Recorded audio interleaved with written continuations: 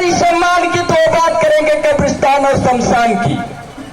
जब आप बात करोगे देश की तरक्की और भारत के संविधान की तो वो बात करेंगे पाकिस्तान की।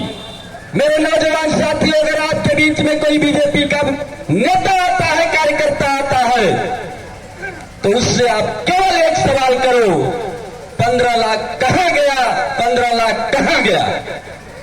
15 लाख की बात करो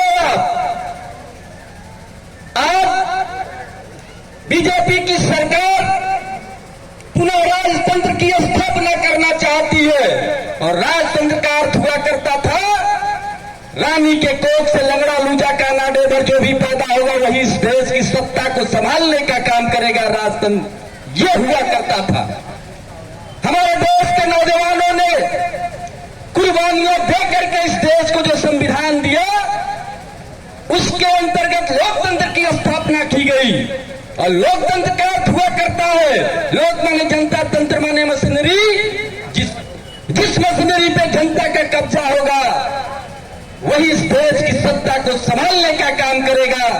और बाबा साहब भीमराव अंबेडकर जी ने इस देश को संविधान में एक अधिकार दिया, रानी, मेहतरानी, पटरानी तीनों के कोख से पैदा हुआ बालक जो चुन करके जाएगा वह इस देश को चलाने का काम करेगा।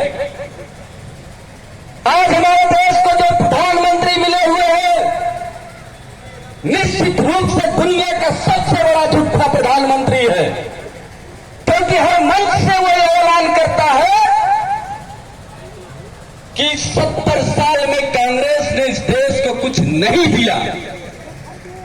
मैं पूछना चाहता हूं, 70 साल में अटल बिहारी वाजपेयी जी की सरकार थी, इंद्र कुमार गुजराल जी की सरकार थी, देवेगौड़ा जी की सरकार थी, उसी 70 साल में तुम्हारी भी सरकार है। 70 साल कांग्रेस ने राज नहीं किया है। पहला झूठ। दूसरा झूठ वो कहता है कि कुछ नहीं किया आपने। मैं पूछना चाहता हूं, रेल इस देश को किसने दिया? गांव गांव को सड़कों से किसने जोड़ा? मैं पूछना चाहता हूं इस मंच के माध्यम से कि गांव गांव प्राइमरी और जूनियर स्कूल देने का काम किसने किया? अंत्योदय योजना किसने दिया? नारी सम्मान में मां शक्ति को